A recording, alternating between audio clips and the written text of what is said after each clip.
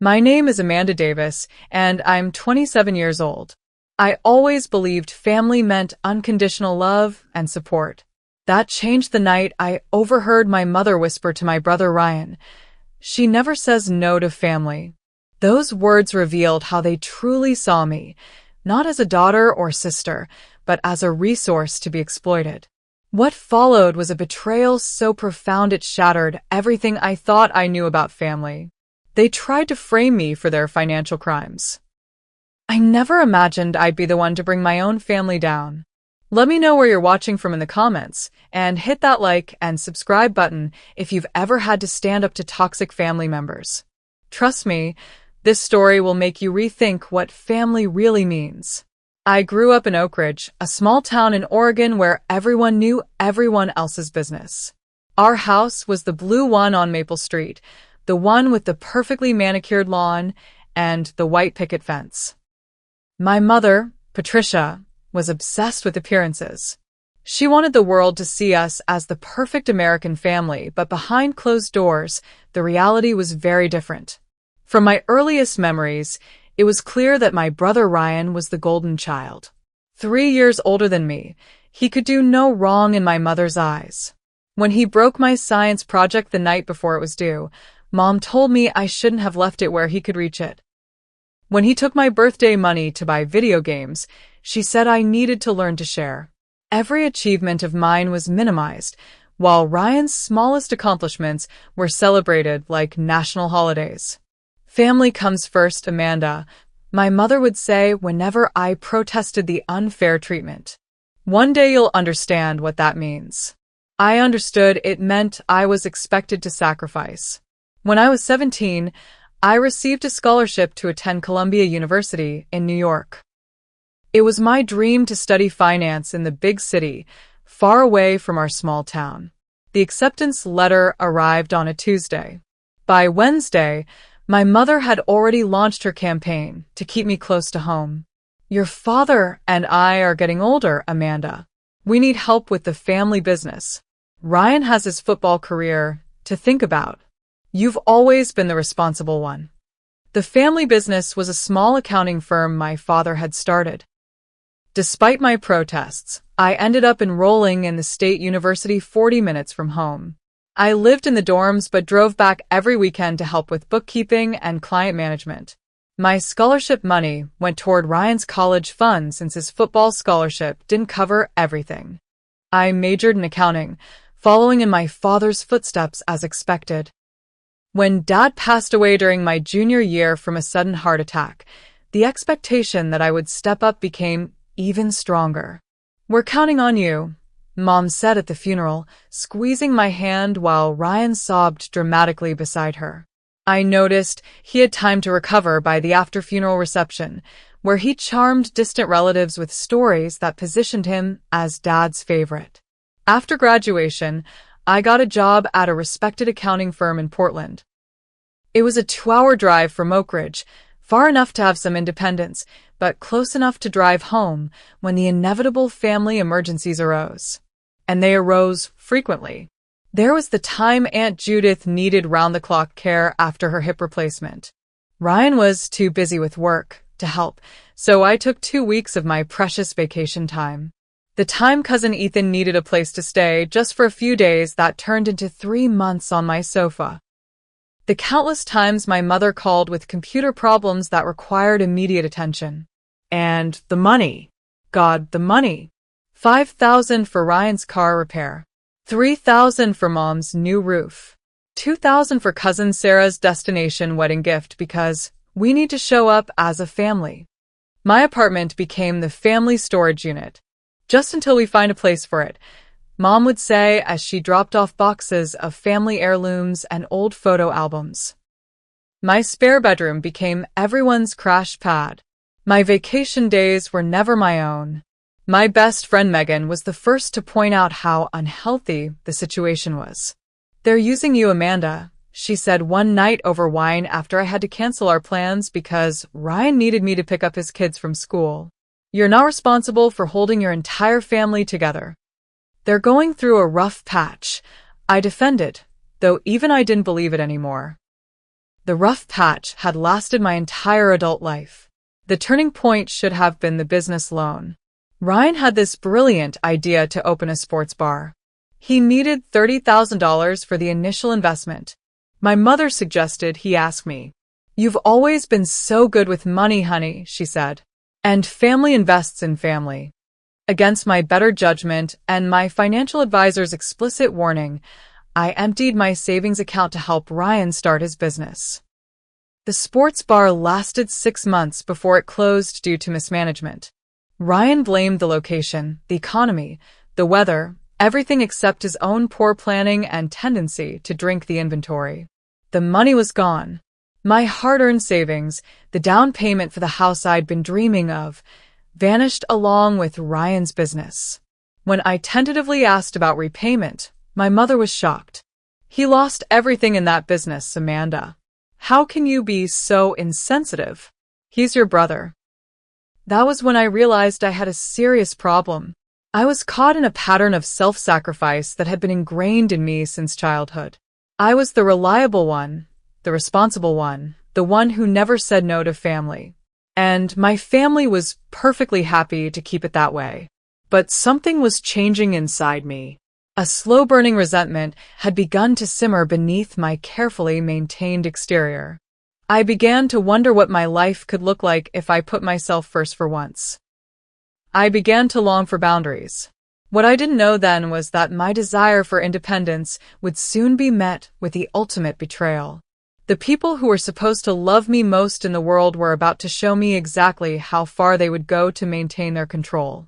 The first time I tried to establish a boundary, you would have thought I had committed high treason.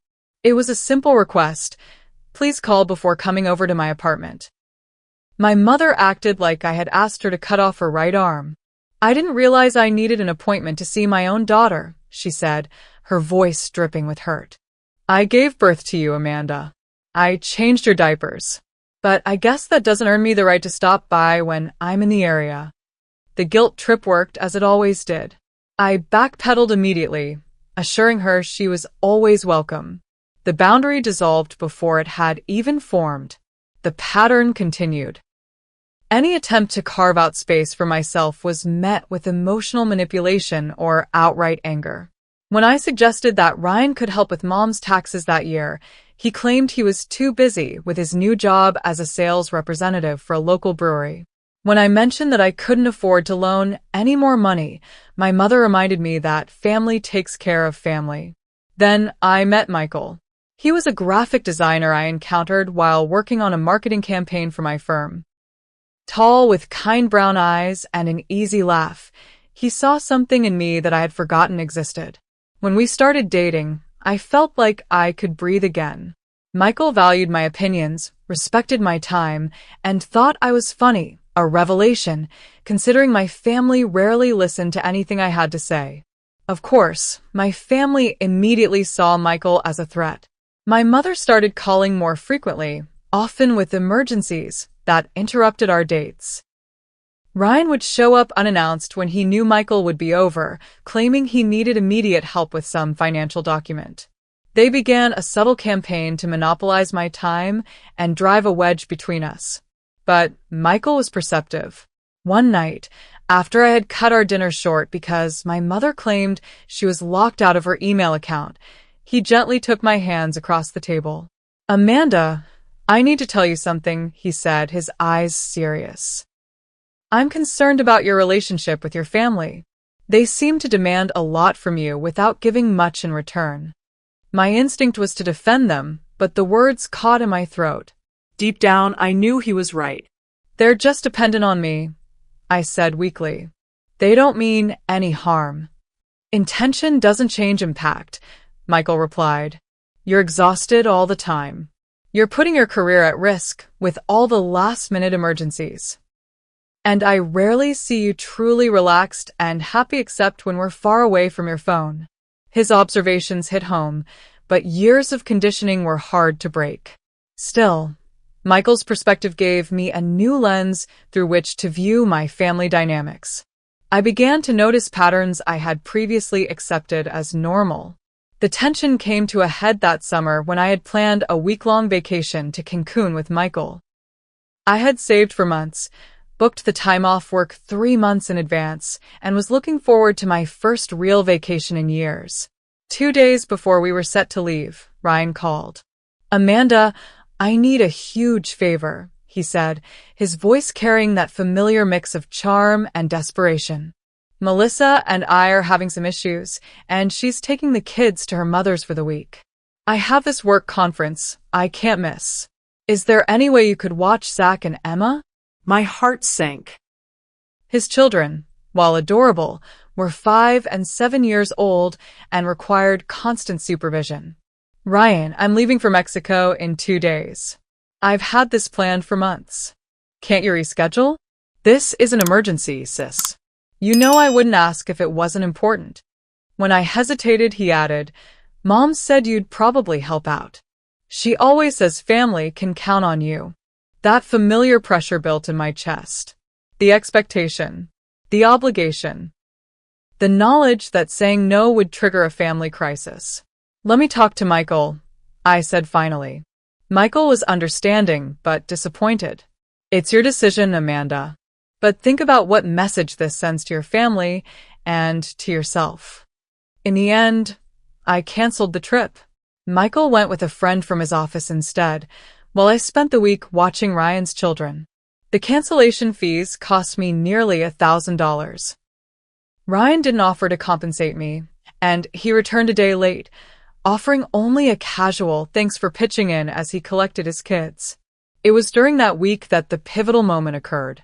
I had taken the children to my mother's house for dinner. After putting them to bed in the guest room, I headed back to the kitchen to help with dishes. As I approached, I heard my mother and Ryan talking in hushed tones. I paused in the hallway, just out of sight. "I feel bad about her vacation," Ryan was saying. "Maybe I should have tried harder to find another sitter." "Don't be ridiculous," my mother replied. "Amanda understands her responsibilities. She never says no to family. That's just who she is." The words hit me like a physical blow. She never says no to family. Not because I was loving or generous, but because I was useful. Because I was reliable. Because I was expected to sacrifice without complaint. In that moment, standing in my mother's dimly lit hallway with the scent of apple pie still lingering in the air, something crystallized within me. I saw with perfect clarity how my family viewed me, not as an individual with my own needs and desires, but as a resource to be tapped whenever necessary. I must have made a sound, because the conversation abruptly stopped. I composed myself and entered the kitchen as if I hadn't heard a thing. But inside, everything had changed. Over the next few months, I began to notice more red flags. Ryan's financial situation seemed increasingly desperate. He would make offhand comments about bill collectors calling. He leased a new car he clearly couldn't afford. When I cautiously asked how he was managing, he became defensive. "Not everyone can be as perfect with money as you, Amanda," he snapped. "Some of us have real problems." Around the same time, I noticed items in my apartment being moved. At first, I dismissed it as forgetfulness. Surely I had left those financial statements on the desk, not in the drawer. But then my passport wasn't where I always kept it. My social security card, which I stored in a locked box, was slightly out of place. Following Michael's advice, I began documenting these odd occurrences. I started keeping a journal of every time my family asked for money, help, or time. The entries were alarmingly frequent. I also noted the increasing urgency in Ryan's requests and my mother's not-so-subtle hints about family loyalty. At family gatherings, the tension was palpable. I was less immediately compliant, taking time to consider requests before agreeing. This new hesitation was met with surprise and increasing pressure. My mother's comments became more pointed. "Family is all we have in the end, Amanda," she would say, usually within earshot of relatives who would nod in solemn agreement.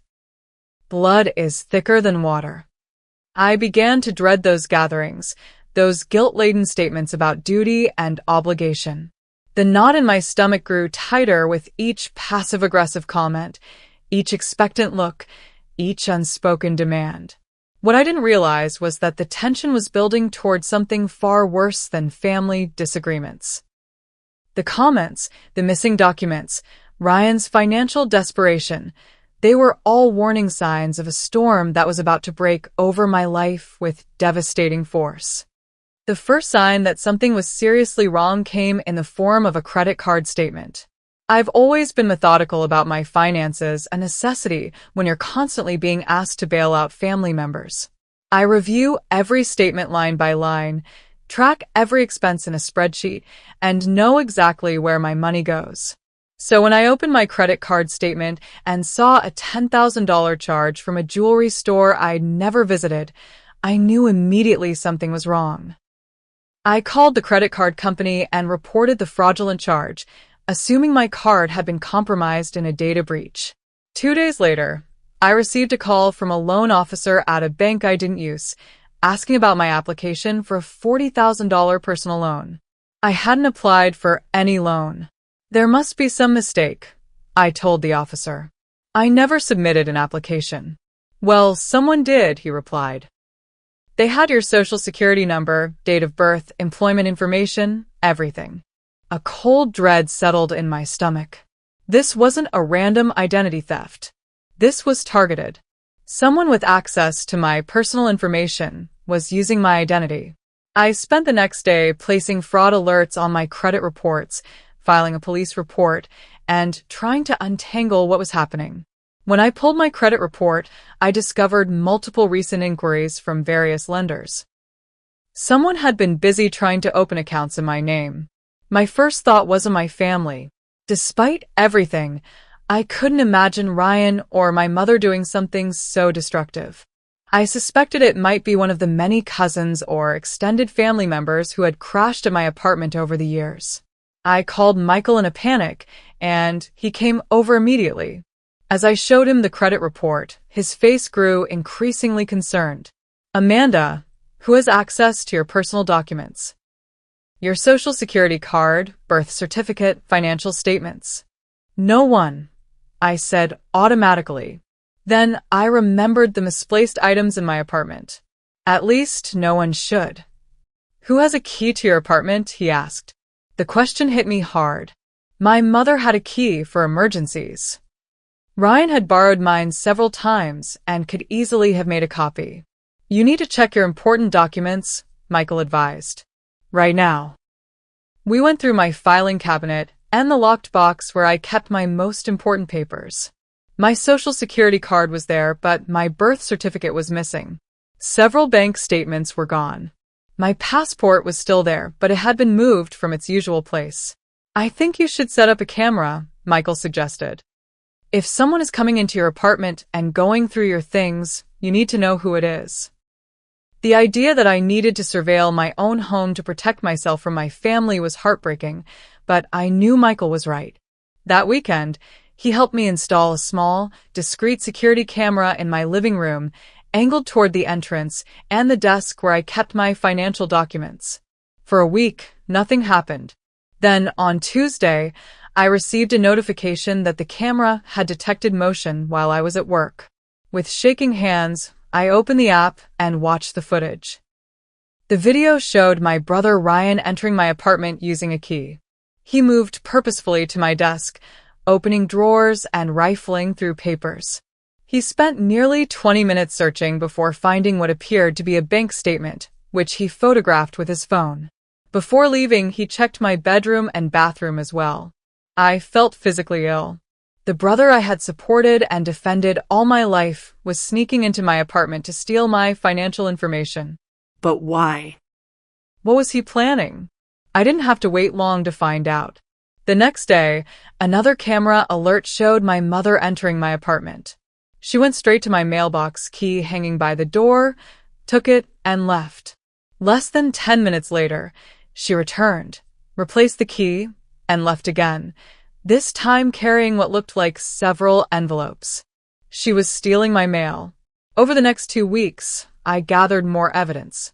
I set up a second camera facing my desk and filing cabinet. I created a fake bank statement showing a large savings account and left it visible on my desk. Sure enough, Ryan returned and took photos of it.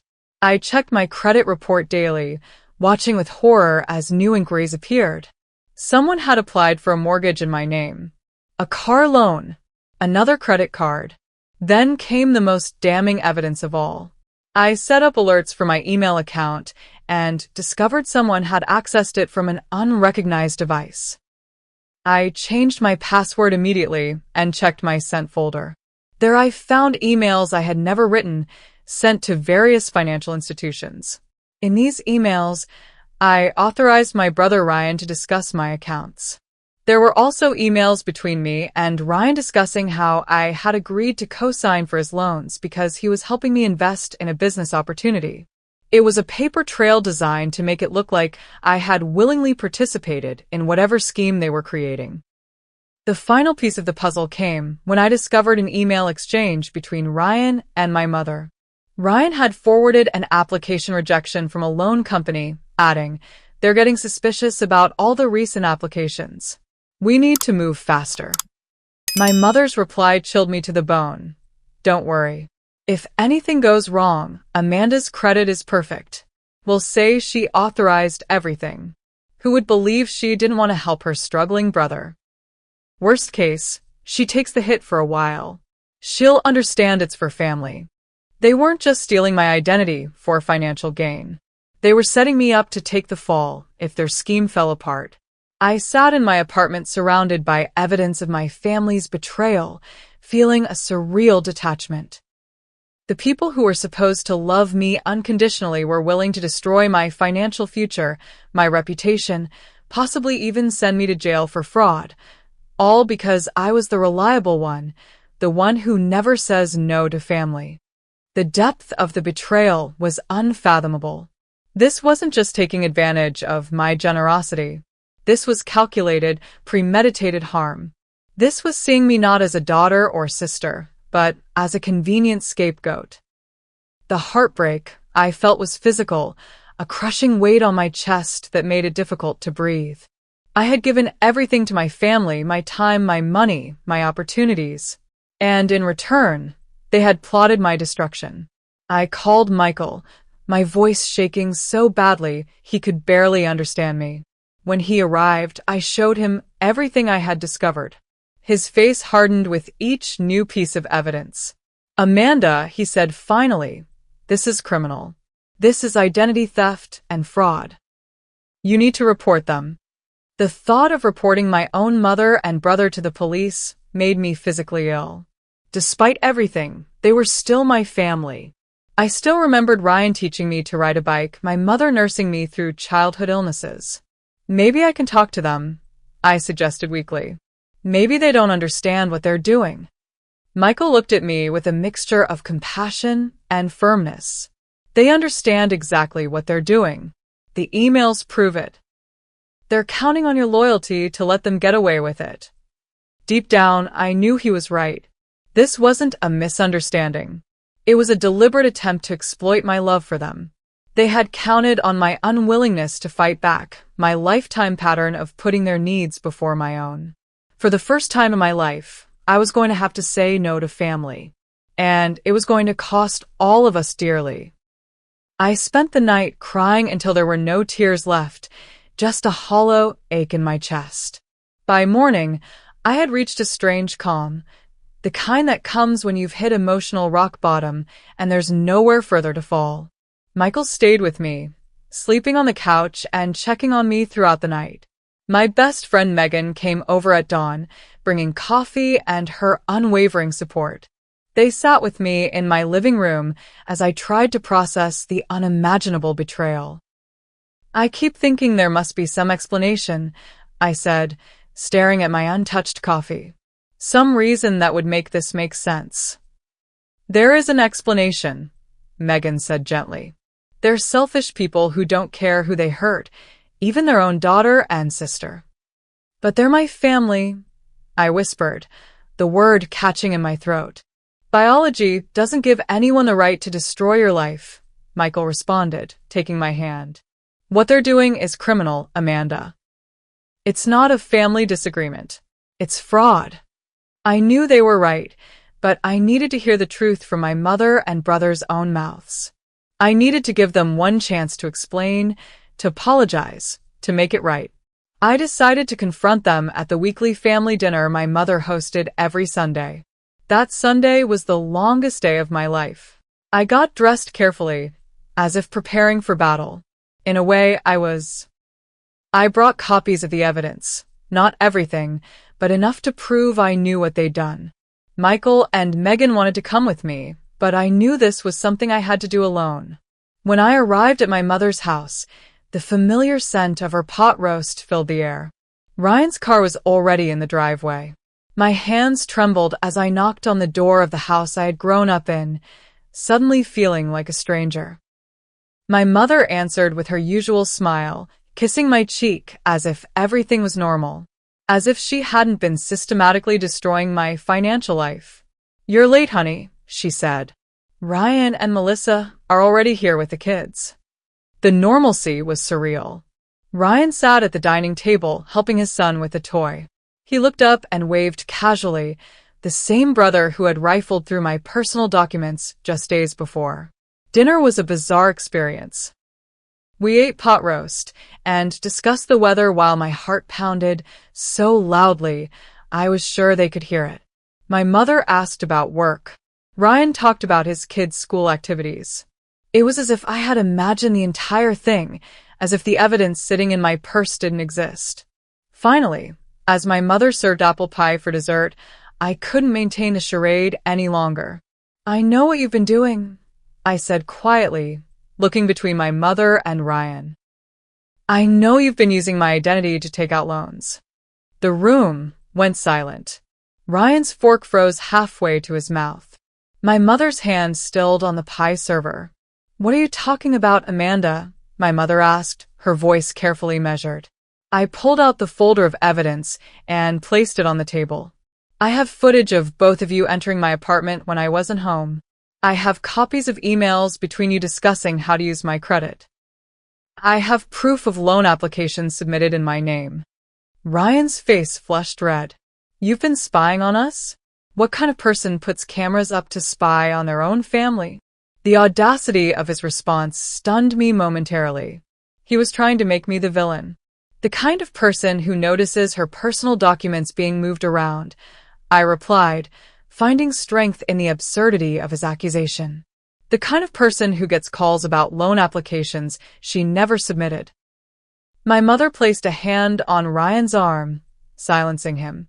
She turned to me with the expression she'd used throughout my childhood when I was being difficult.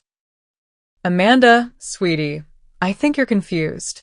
Ryan has been having some financial problems, yes, and we may have borrowed your financial statements to use as templates for his loan applications. But everything we did was to help the family." "Templates?" I echoed in disbelief. "You stole my identity. You took out loans and credit cards in my name without my knowledge or permission. We were going to pay everything back," Ryan interjected. "It was just temporary until my commission check comes in. You're making it sound like we're criminals." "What you did, criminal," I said, my voice rising despite my efforts to stay calm. "It's identity theft and fraud." My mother's expression hardened. "Lower your voice, Amanda. The children will hear you." That was when I realized they weren't going to admit what they'd done. They were going to gaslight me, minimize their actions, make me seem hysterical. "I have proof," I insisted, tapping the folder. "I have everything. The loan applications. The emails where you discuss setting me up to take the hit if things went wrong." A flash of recognition crossed my mother's face. She knew exactly which email I was referring to. Her strategy shifted. "Ryan has 3 children, Amanda," she said, her voice taking on the martyred tone I knew so well. "His marriage is struggling. He needed help. That's what family does. We help each other through hard times." "By committing fraud?" I asked incredulously. "By doing whatever it takes," she snapped, her composed facade cracking. "Ryan has a family to support. What do you have?" a boyfriend who will probably be gone next year, and a job you care too much about. Ryan has real responsibilities. Her words hit like physical blows. In her eyes, my life was disposable. My future was an acceptable sacrifice for Ryan's comfort. Ryan, sensing his mother's approach wasn't working, tried a different angle. Sis, I was desperate. I got in over my head with some debts. I was going to pay everything back before you even noticed. You have perfect credit. You could weather a few late payments. I could lose my house. So you decided to risk sending me to jail? I asked, my voice breaking. It wouldn't have come to that, my mother interjected. Family protects family. If it had gone badly, we would have figured something out. Like what? I demanded. What was your plan if I was arrested for fraud? Neither of them answered, which was an answer in itself. They had no plan because they hadn't considered the consequences for me. I was collateral damage in their scheme. I trusted you, I said, my voice barely above a whisper. I have done everything for this family. I have given up opportunities, relationships, my savings, everything you ever asked for. And this is how you repay me. Don't be so dramatic, Ryan said dismissively. No one got hurt. I got hurt, I shouted, finally losing the tight control I'd maintained. I got hurt every time you took advantage of me. I got hurt when you decided my future was less important than yours. I got hurt when my own mother suggested I should take the fall for crimes I didn't commit because my life matters less than yours. My outbursts silenced the room. Even the children, playing in the adjacent living room, went quiet. My mother recovered first. See what you've done? She hissed. You've upset everyone with your selfishness. That word, selfishness, after everything they had done, was the final straw. A lifetime of suppressed anger and hurt boiled over. Selfishness? I repeated. I have given everything to this family. Everything. And it was never enough. You've been bleeding me dry for years, and when there was nothing left to take, you decided to steal my identity. And you have the audacity to call me selfish. I stood up, gathering my evidence. I'm done. I'm done being your personal aim. I'm done being the reliable one you can exploit. I'm done sacrificing my life for people who see me as nothing but a resource. My mother's expression shifted from anger to panic as she realized I was serious. Amanda, wait. Let's talk about this. We're family. We can work it out. You should have thought about that before you committed multiple felonies in my name, I replied, a strange calm replacing my earlier fury. As I turned to leave, Ryan grabbed my arm. You can't report us, he said, his voice low and threatening. It would destroy this family.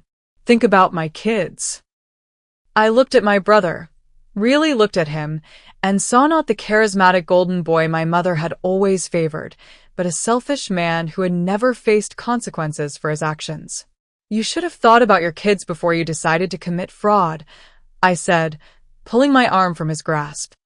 Whatever happens next is on you, not me. As I walked to my car, my mother followed me out to the driveway. Amanda, please, she pleaded, tears streaming down her face. We're your family. Blood is thicker than water. You can't do this to us.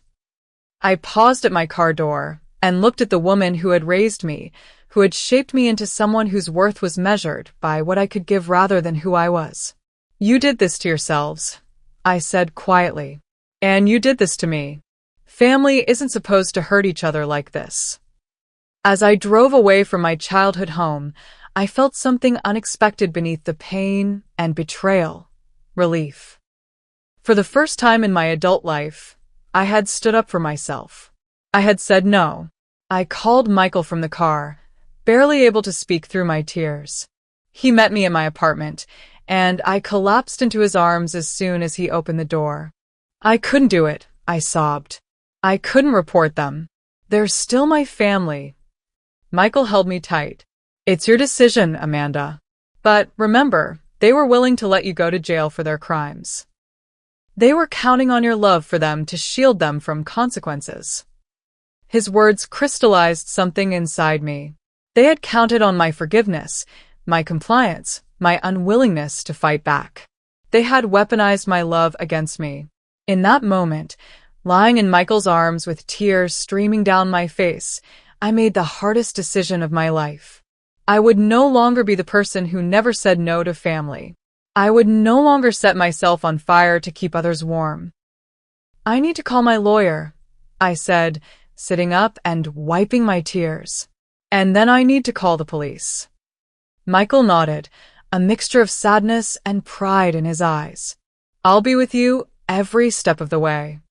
That night, as I made the calls that would forever change my family, I felt a strange combination of heartbreak and liberation.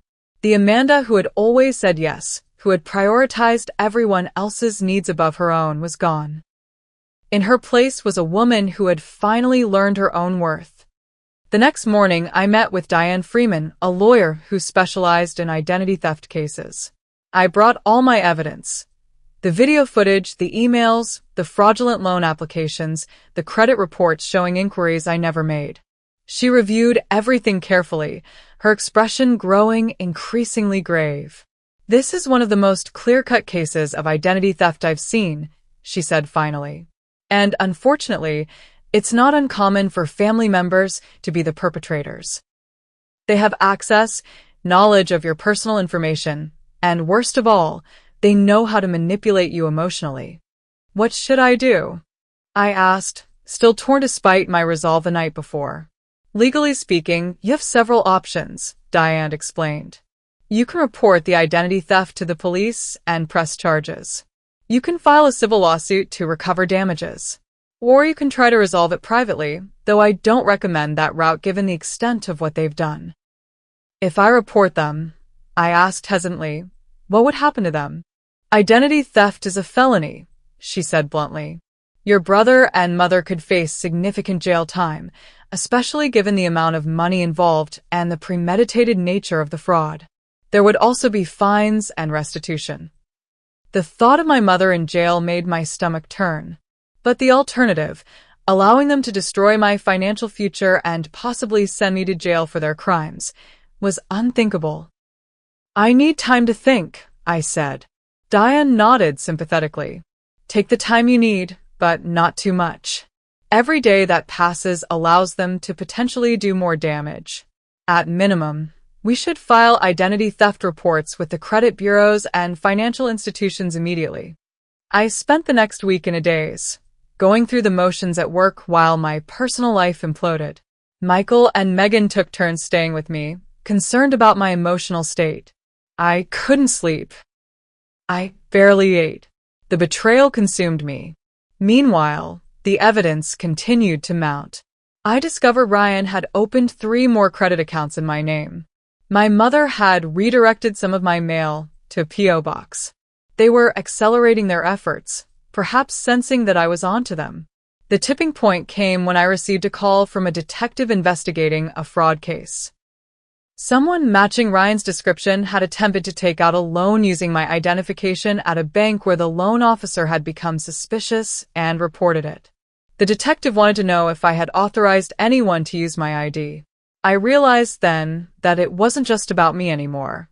Ryan and my mother were committing crimes that would eventually be discovered with or without my report. The only question was whether I would be implicated in their scheme. That evening, I met with Diane again and made my decision. I want to file a police report, I said, my voice steadier than I expected. And I want to do whatever is necessary to protect myself. Diane nodded approvingly. That's the right decision, difficult as it is. Here's what we're going to do. Under her guidance, I implemented a comprehensive strategy. First, we filed detailed reports with the police, the Federal Trade Commission, and all 3 credit bureaus. I provided the video evidence, emails, and documentation of every fraudulent account I had discovered. Next, I contacted every financial institution where accounts had been opened in my name, disputing the accounts and providing evidence that they were fraudulent. This was a painstaking process that took weeks, but gradually, The fraudulent accounts were closed, and the inquiries removed from my credit report. Diane also advised me to document every interaction with my family from that point forward. If they contact you, she warned, record the conversation if it's legal in your state. Save every text, email, and voicemail. We need to establish a pattern of behavior. The response from my family was swift and predictable. My phone exploded with texts and calls from my mother, alternating between tearful pleas and angry accusations. Ryan left voicemails ranging from apologetic to threatening. Extended family members I hadn't heard from in years suddenly reached out, urging me to work things out within the family. Following Diane's advice, I didn't respond directly to any of them. Instead, I had her send formal letters to both my mother and Ryan, stating that all communication should go through her office and warning them against any further use of my personal information. The investigation revealed that the fraud was even more extensive than I had initially discovered. Ryan had taken out over $120,000 in loans and credit using my identity. He had also used my information as collateral for other loans, putting me at risk for debts I knew nothing about. My mother's involvement was less direct, but equally damning. She had helped Ryan gain access to my apartment, stolen my mail, and most disturbingly, had written emails explicitly discussing how I could take the fall if things went wrong. As the legal process moved forward, I focused on protecting and rebuilding my financial life. I placed extended fraud alerts on my credit reports. I changed all my passwords and security questions. I moved to a new apartment where my family didn't have access. I even changed banks to ensure they couldn't social engineer their way into my accounts using the personal information they knew about me. Through it all, I maintained a strange, detached calm. The initial emotional devastation had given way to a cool, focused determination. I was no longer the Amanda who would sacrifice herself for family harmony. I was someone new, someone who valued herself enough to fight back. 3 months after my initial report, Diane called with news. The district attorney is moving forward with charges against both your brother and mother, she said. Identity theft, fraud, mail theft, and conspiracy. They want to know if you're willing to testify. Despite everything, I hesitated. Testifying would mean publicly declaring that my own family had betrayed me. It would make the break permanent, irrevocable. Take some time to think about it, Diane advised. That night, I received an unexpected visitor. My mother came to my new apartment, somehow having obtained my address. When I opened the door, she burst into tears. Amanda, please, she sobbed. You have to drop the charges. Ryan could go to prison. I could go to prison. Is that what you want? To destroy your family? I remained in the doorway, not inviting her in. You are willing to let me go to prison for your crimes, I said quietly. You said it yourself in those emails. I should take the hit because Ryan has a family and I don't. I never meant it, she protested. It was just talk. We were desperate. So desperate that you were willing to sacrifice me, I replied. Mom, do you have any idea what you've done? Not just the crime, but the betrayal? You treated me like I wasn't even a person with my own life and future. Like I was just a resource for Ryan to use. Her tears stopped abruptly, and her expression hardened. You've always been selfish, Amanda. Always thinking about yourself. Ryan needs help. I need help. We're your family. Blood is thicker than water.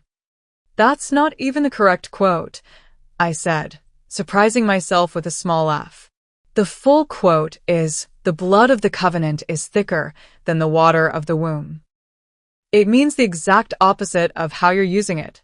It means the relationships we choose are stronger than the ones we're born into. My mother stared at me, uncomprehending. She couldn't understand a worldview where family obligation wasn't the highest value, where her children might have worth beyond what they could provide to her. I'm going to testify, I said finally. Not out of revenge, but because you and Ryan need to face consequences for once in your lives. Maybe then you'll understand what you've done. "If you do this," she said, her voice taking on a threatening edge, "you'll no longer be my daughter." The words should have devastated me. Instead, I felt an odd sense of peace. "I stopped being your daughter the moment you decided my future was an acceptable sacrifice for Ryan's comfort," I replied. "Goodbye, Mom." As I closed the door on her shocked face, I realized I had just closed a chapter of my life as well. The family I had known was gone. What would replace it remained to be seen, but for the first time, I felt free to discover who I could be without the crushing weight of toxic family obligation. The next day, I called Diane. "I'll testify," I said. "I'm ready to tell the whole truth." The day of Ryan's arraignment was surreal. I sat in the courtroom watching my brother, dressed in a suit that suddenly seemed too large for him, as the charges were read. Identity theft, fraud, mail theft, conspiracy.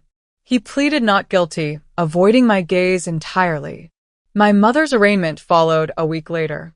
She had hired a separate attorney who attempted to portray her as an unwitting accomplice manipulated by her son. The strategy didn't work. The emails in which she explicitly discussed using me as a scapegoat made her complicity clear. As the case progressed, I learned more details about their scheme.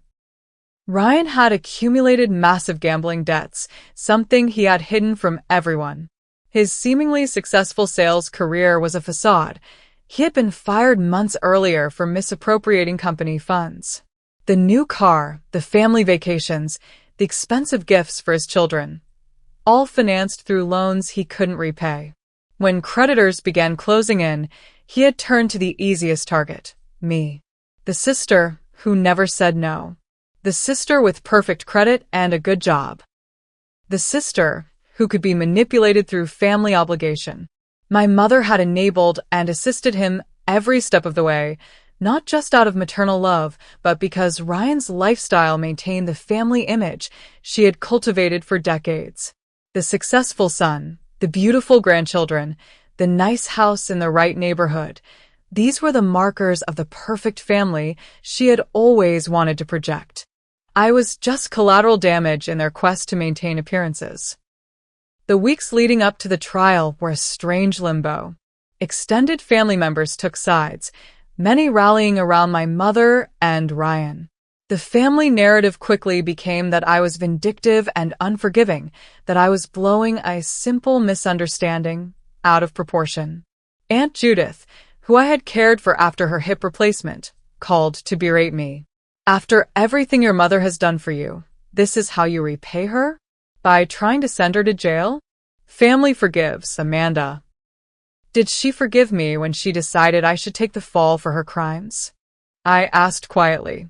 Aunt Judith had no answer for that. Others reached out with support. My father's brother, Uncle Robert, who had always been somewhat distant from my mother, called to tell me he was proud of me for standing up for myself. "Your father would have supported you," he said, bringing unexpected tears to my eyes. "He always worried that Patricia and Ryan took advantage of your good nature." The revelation that my father had seen the dynamic I had only recently recognized was both comforting and painful. I wished he were still alive to help me navigate this terrible situation. As the trial date approached, the prosecutor offered both Ryan and my mother plea deals. Ryan, facing the most serious charges and the strongest evidence, accepted immediately. He pleaded guilty to multiple counts of identity theft and fraud in exchange for a reduced sentence of 3 years in prison, with eligibility for parole after 18 months. My mother, perhaps believing her status as a respected community member would protect her, initially rejected her plea offer. It was only when her attorney showed her the full extent of the evidence against her, including the damning emails, that she reluctantly accepted a deal. 2 years of house arrest, 5 years of probation, and full restitution for her role in the crimes. I attended Ryan's sentencing hearing, sitting quietly in the back of the courtroom. When given the opportunity to speak before sentencing, he finally addressed me directly. "Amanda, I'm sorry," he said, his voice breaking. "I got in over my head, and I took advantage of the one person who has always been there for me. I don't expect forgiveness, but I want you to know I understand what I did. I couldn't tell if his remorse was genuine or just a performance for the judge. Perhaps it was a bit of both. I sat impassively, neither accepting nor rejecting his apology. My mother's sentencing was more difficult. She remained defiant, even as the judge reprimanded her for her role in the conspiracy. "Mrs. Davis, you participated in a scheme to defraud your own daughter and potentially allow her to take the blame for crimes she didn't commit," the judge said sternly. "The court finds your actions particularly troubling given your position of trust as a parent." When allowed to speak, my mother turned to me with tears in her eyes. "Amanda, I did what I thought was best for our family. Someday, when you have children of your own, perhaps you'll understand a mother's love." Her words, intended to evoke sympathy, only highlighted how fundamentally she had failed to grasp the gravity of what she had done. Even now, she was framing her criminal actions as maternal love, her betrayal as family loyalty. After the sentencing, as I left the courthouse, I was confronted by Ryan's wife, Melissa. I had always liked Melissa, had always thought she was too good for my self-centered brother. The stress of the past months had taken a visible toll on her. She looked exhausted, with dark circles under her eyes. "Are you happy now?" she demanded, her voice tight with anger. "Ryan is going to prison. Your mother is under house arrest. My children don't understand why they can't see their daddy. Is this the justice you wanted?"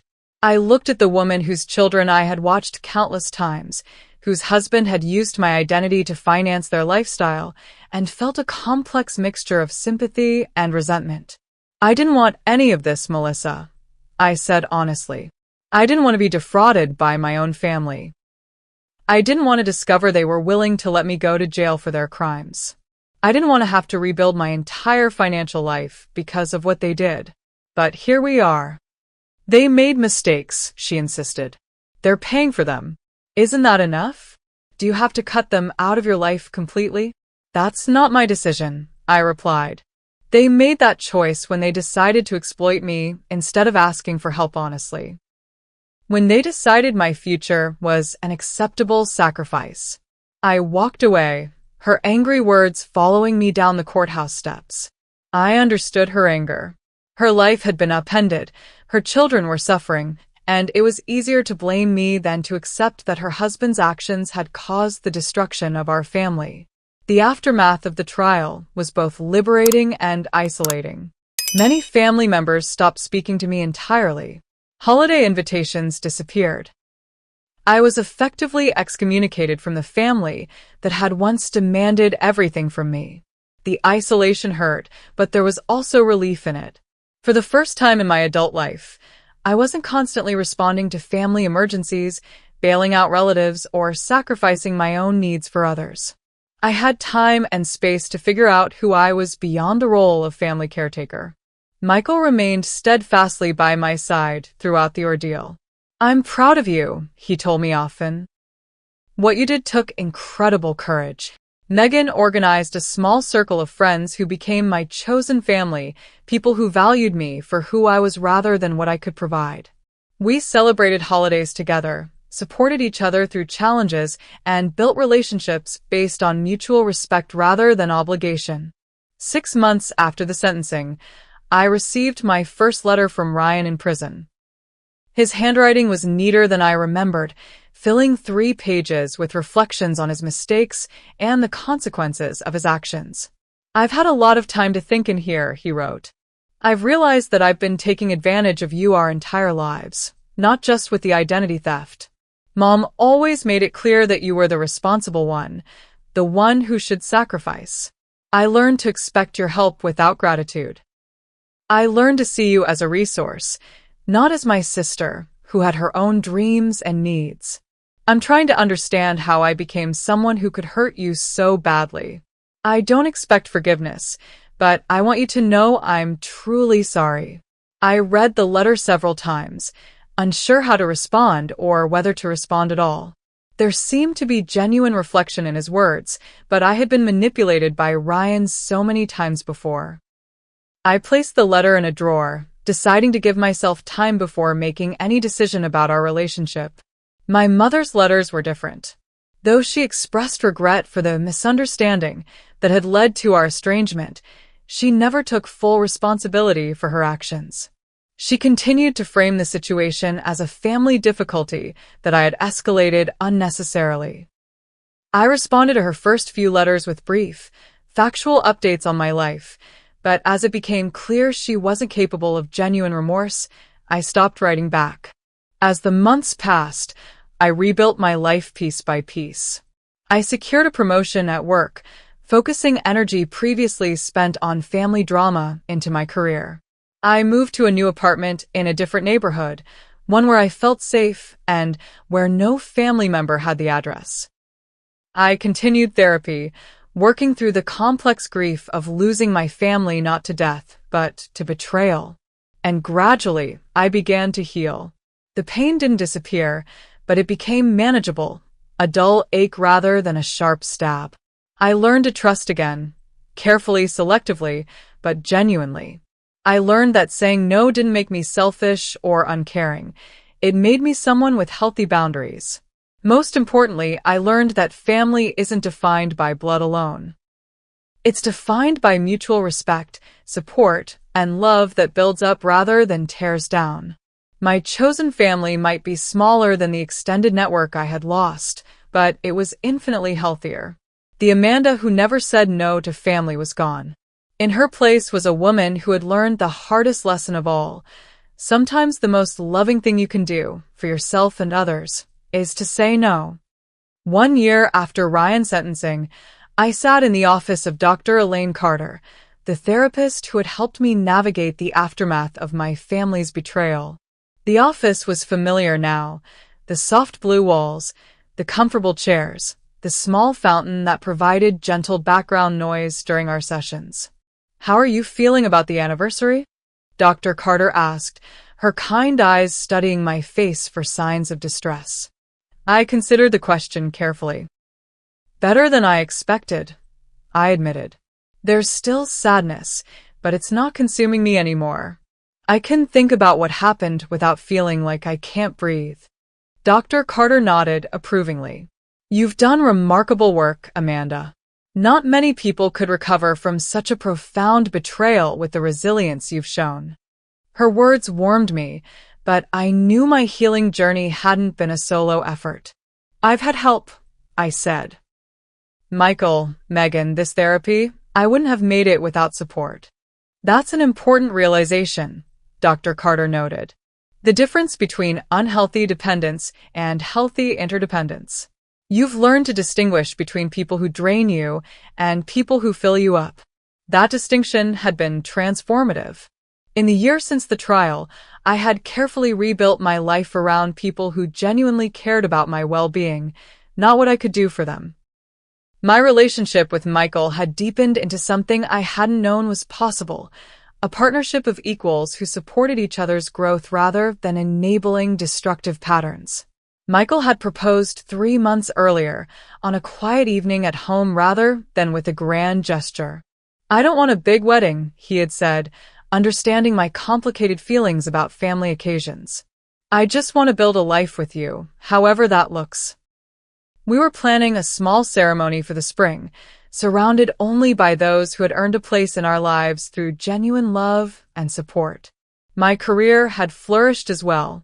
With the energy I had previously devoted to family crises, I had earned a significant promotion at my accounting firm. I was now managing my own team, helping clients navigate complex financial situations with empathy and expertise. The skills I had developed through my own financial recovery had given me unique insight into the emotional aspects of money management. My new apartment was in a secured building across town from my old neighborhood. I had decorated it exactly as I wanted, with no consideration for anyone else's preferences or convenience. The spare bedroom was my home office, not a crash pad for relatives. The walls held artwork I loved, not family photos that triggered painful memories. Dr. Carter's voice brought me back to the present. "Have you had any contact with your mother or brother recently?" I sighed. thinking of the letter that had arrived from Ryan the previous week. Ryan still writes regularly. His letters have changed over time. The early ones were still manipulative in subtle ways, but the recent ones seem more genuinely reflective. He's participating in a rehabilitation program in prison, working with a counselor on understanding his behaviors. "And how do you feel about that?" Dr. Carter asked. "Cautiously optimistic," I replied. "I don't know if we'll ever have a relationship again, but I appreciate that he seems to be doing the work to understand what happened." "And your mother?" I felt the familiar tightening in my chest that accompanied thoughts of my mother. She still doesn't get it. Her letters always circle back to how I've torn apart the family, how I need to forgive and forget. She's under house arrest in the same neighborhood where everyone knows what happened, and I think she's more concerned about the social embarrassment than understanding her role in the crime. Dr. Carter nodded sympathetically. Some people aren't capable of the self-reflection necessary for genuine change. That's not your responsibility to fix. Those words had become a mantra for me over the past year. It wasn't my responsibility to fix my family's problems. It wasn't my duty to sacrifice my well-being for their comfort. I wasn't obligated to forgive people who showed no real remorse. "I've been thinking about forgiveness lately," I said, surprising myself with the admission. "Not the kind my mother wants, the kind that pretends nothing happened and returns to the old patterns, but the kind that allows me to release some of the anger and move forward with my life." "That's a profound distinction," Dr. Carter said. "Forgiveness doesn't require reconciliation. It doesn't require you to trust people who have proven untrustworthy. It's something you do for yourself, not for them." I had begun to understand this difference. The anger I had carried had been necessary in the beginning, fueling my courage to stand up for myself and pursue justice. But carrying it indefinitely was exhausting, and ultimately, it kept me tethered to the past. "I think I'm ready to forgive them," I said slowly. "Not to let them back into my life without significant changes and boundaries, but to release the hold their betrayal has on me." Dr. Carter smiled. "That's a powerful step, Amanda." After my therapy session, I met Megan for lunch at our favorite cafe. Our friendship had deepened through the crisis, evolving from casual get-togethers to a profound bond that resembled sisterhood more than any relationship I had with blood relatives. "So, guess what?" Megan said, as we settled into our usual corner table. "I've been invited to join a support group for identity theft victims. They want someone to talk about the emotional impact, especially when family members are involved." I looked at her in surprise. "You've been invited?" She grinned. "Actually, they want you, but I figured I'd float the idea first. It's completely fine if you're not interested." The thought of sharing my experience publicly was both intimidating and intriguing. "I'm not sure," I admitted. "Wouldn't it be dredging everything up again?" "Maybe," Megan conceded. "Or maybe it would be a way to create meaning from what happened. The group leader mentioned they see a lot of cases like yours, family identity theft, but people rarely talk about the emotional fallout." I considered the idea as we ordered our food. Throughout my ordeal, I had often felt isolated, as if I were the only person experiencing such a profound family betrayal. The statistics I'd later learned told a different story. Family members were among the most common perpetrators of identity theft, precisely because of the access and emotional leverage they possessed. "I'll think about it," I promised. 2 weeks later, I found myself sitting in a community center meeting room, sharing my story with a circle of strangers who nodded in understanding rather than judgment. Some had been victimized by siblings, others by parents or children. Each story was unique, but the themes were strikingly familiar. Betrayal, guilt, the struggle to establish boundaries, the grief of losing family relationships. After the meeting, a woman about my age approached me hesitantly. "Thank you for sharing your story," she said. "I'm still in the middle of dealing with my situation. My father used my identity, and hearing how you stood up for yourself gives me hope that I can do the same." Her words stayed with me, lighting a spark that grew in the following months. I began speaking regularly at support groups, then at community workshops on financial safety and family boundaries.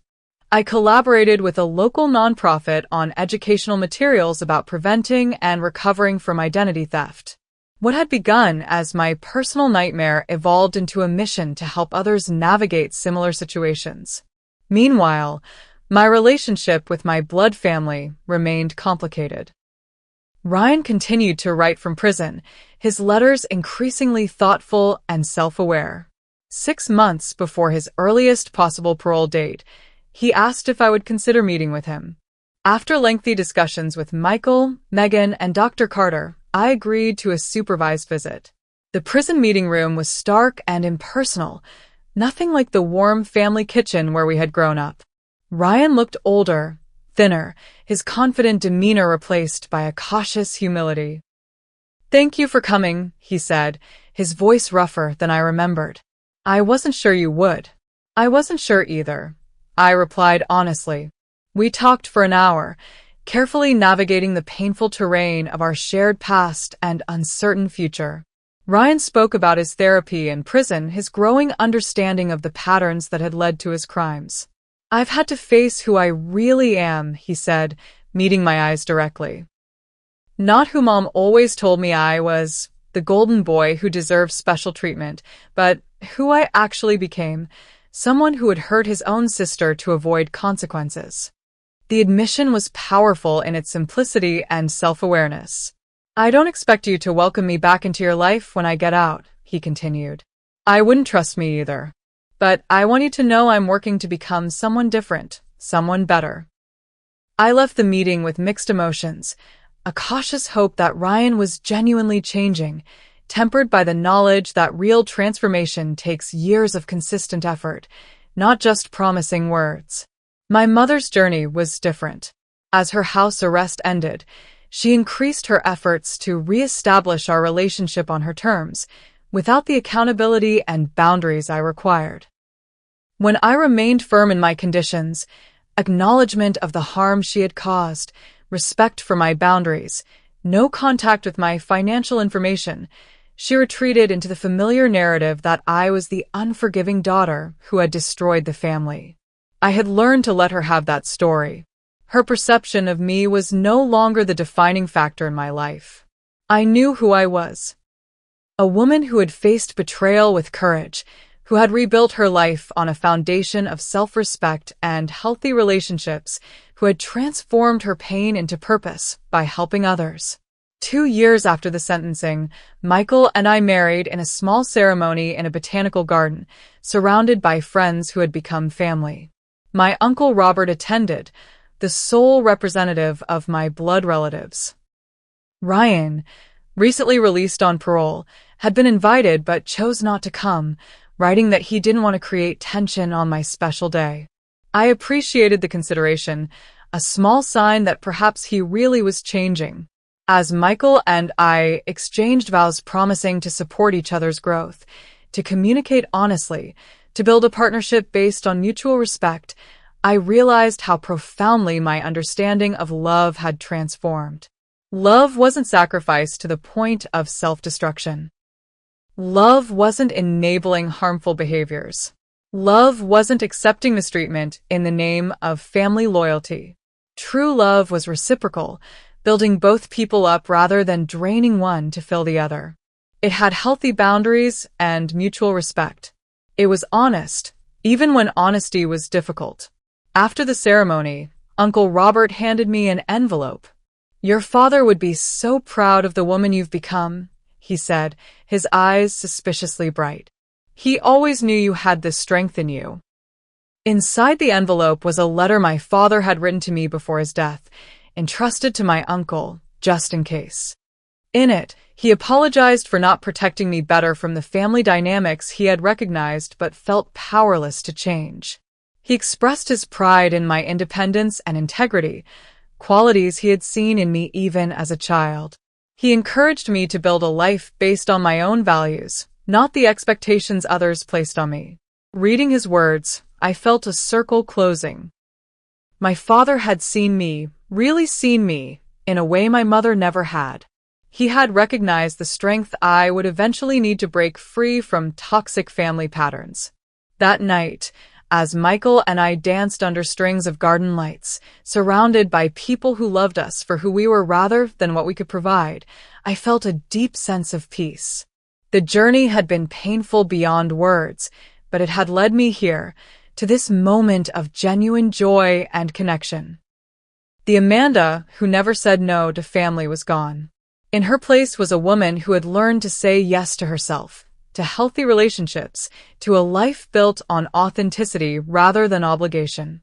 The betrayal that had nearly destroyed me had ultimately set me free, teaching me the most valuable lesson of all. True family, whether bound by blood or by choice, lifts you up. It doesn't tear you down. For anyone out there struggling with toxic family dynamics, I want you to know that you deserve better. You deserve relationships that honor your worth, that recognize your humanity, that contribute to your well-being rather than draining it. Setting boundaries isn't selfish. It's necessary for your survival and growth. And sometimes, the most loving thing you can do for yourself and for others is to say no. Have you ever had to set difficult boundaries with family members? Share your experience in the comments below. If this story resonated with you, please like and subscribe to hear more stories of overcoming family betrayal. And remember, you're not alone in your struggle. There are communities of support waiting to help you through, just as I found mine. Thank you for listening to my story, and I wish you strength and healing on your own journey toward healthy relationships and self-respect.